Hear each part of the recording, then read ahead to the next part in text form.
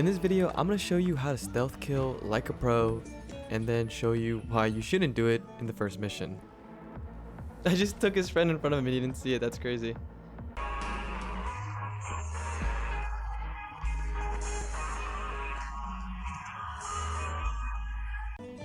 Bro, I got them all.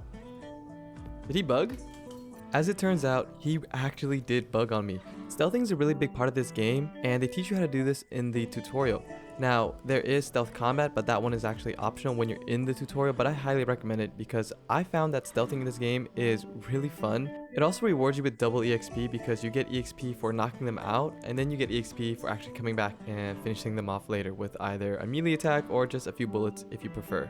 And in my playthrough, I'm noticing that saving after a certain stealth kill, especially if they drop a certain type of loot that you really like, maybe it's a iconic recipe for a new gun, you really want to make sure that you save after certain kills.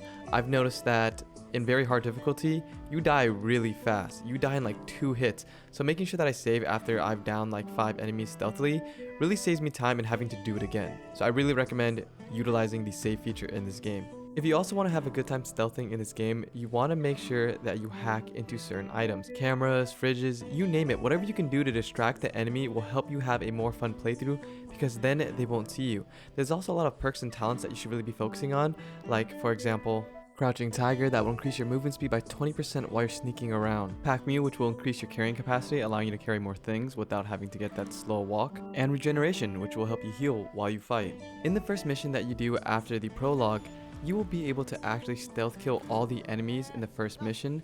Now, I don't recommend it by any means. Do it for a majority of them, but make sure you don't do it to the boss. I can't stress that enough. Make sure that you do not stealth kill the boss. It's also hard not to notice all the bugs coming through on the footage that I have.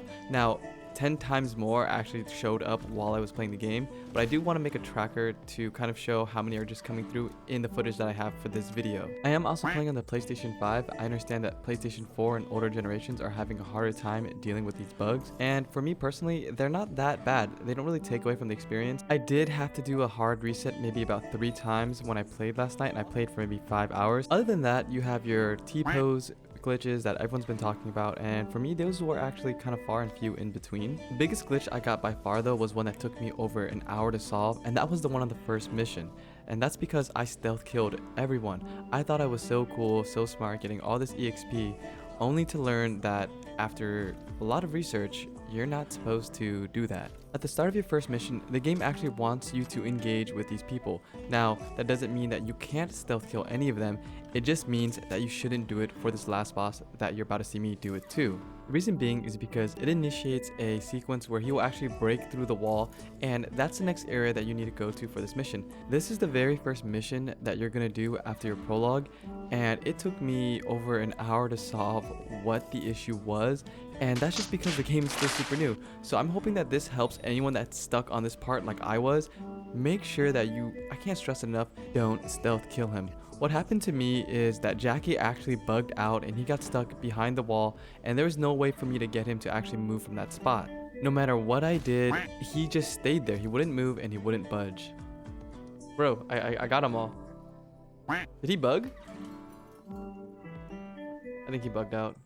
The reason that this bug can affect you for a long period of time is because there's nothing you can do to resolve it. You have to actually do the mission all over again, or at least at a save point where you still have the boss alive.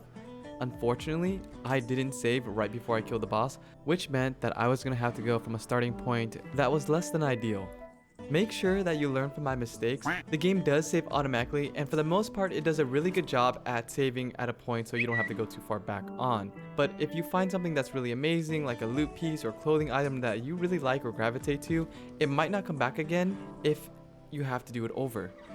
Even with all these hiccups, through my first few hours with the game, I couldn't help but be really happy playing. It's a really fun game, and I love the depth that it has in its city, its characters, and I personally like the skill tree. I like the fact that CD Projekt Red has given us something similar to The Witcher 3, but just put it in a cyberpunk world. And even though stealth is looking like the playstyle that I'm leaning towards, especially because of how hard these mobs hit. No cap, I picked very difficult, not thinking much of it, but the game is actually throwing a decent challenge my way. I usually play FPS shooters on my computer because I never liked how it felt shooting on a controller. I always found auto assist in FPS games a little bit of a cheat and a cop-out, but the shooting in this game actually feels pretty good. The gunplay is responsive and fun, and I like that even though I'm choosing to go stealth, I still have the ability to use handguns, assault rifles, or even snipers. The way that the talent tree is built out, at least from my perspective, it really does let you tap into a little bit of everything in each build. All that being said, bugs be damned, this game is pretty fun on the PlayStation 5. Wait, I think I got a gun. I will say that for me, the highlights so far have been the character creation as well as the stealth combat. Guns are great, but there's just something so satisfying and cathartic about being able to beat your enemies with a sword. Something to be mindful about though is that when you are making your build, make sure that that's the build that you want, because if you want to reset at any point in time, it's going to cost a lot of in-game currency, and in the early game, you're not going to have the means to purchase it because it's just so expensive. That's why I couldn't get through the door earlier. He had to blow through it, and then the hacked door had to be opened by T-Bug. Most side gigs and missions that I've been doing so far have been rewarding me with only a couple thousand in currency for the game. So really think about the choices of what playstyle that you want to invest in for your playthrough. On very hard difficulty, the enemies were a lot more bullet sponge heavy than I was expecting. I was debating between a power build or a stealth build, and I don't normally try the stealth route. I typically like to just go in guns blazing, but the game does a good job at rewarding stealth players. It's really hard not to want to say good things about this game just because as soon as you enter the world of Night City, you're immediately enthralled and entranced in this mysticism of 8 years of development and dreams come to life finally. The RPG genre is some of my favorite type of games to play, and the world that CDPR has built is nothing short of the mythical. It's so crazy to think that there's so many levels, nooks and crannies in areas that we may not even see for a couple of years just because of how tucked away they are. Now that may be an exaggeration, and you can tell that I have a little bit of bias towards this game just because of how much I love the Witcher series and how much I like the cyberpunk theme and genre. But the game is still pretty far from perfect. There are a lot of bugs. Already in this video, which was cut down a lot, I already saw what I think 6. To those of you that hate bugs, you're gonna find a lot in this game. Wow, they are not even trying to shoot.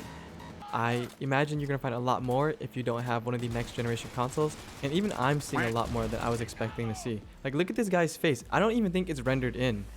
The voice acting so far has actually been really entertaining. I really like Jackie. He's a very endearing character to me. Without giving too much away, he's like that childhood friend that you always had, that always had your back. You don't know where the future is going to take you, but you guys have a lot of history together, and it's really cool to see that history kind of unfold as we play through. I'm really liking the Corporal's life path that I chose. I don't know how many people chose it, but I feel like this was one that was pretty slept on. It's very complex. Not to give anything away, it really makes me feel like I'm playing as if I'm in Total Recall or Altered Carbon or even Blade Runner. And I'm talking about the new one. Its graphics are just as great and everything feels brand new, even though it's something that we've all seen some type of rendition of. But it makes you want to keep coming back because the world is just so big and compelling, and you want to see everything that the developers did in creating a world that whenever I walk through it, I feel this sort of reverence. The world is just so big, and even though that it has its bugs, it looks amazing. Just like anyone else, I can't wait to explore it more, and I hope you guys enjoyed this guide, and hopefully you found it helpful. If you enjoy this type of content, be sure to like and subscribe, and to turn on those notifications. Let me know down in the comments what life path you guys are doing, and how's it going for you? Do you guys like the game? Is it really buggy? I'm actually really curious to see how other people are doing. I feel like we're all having our own type of Cyberpunk 2077 experience, and I'm really curious to hear about yours. Let me know in the comments below. Thanks so much for stopping by, and until next time, I'll catch you all in the next one.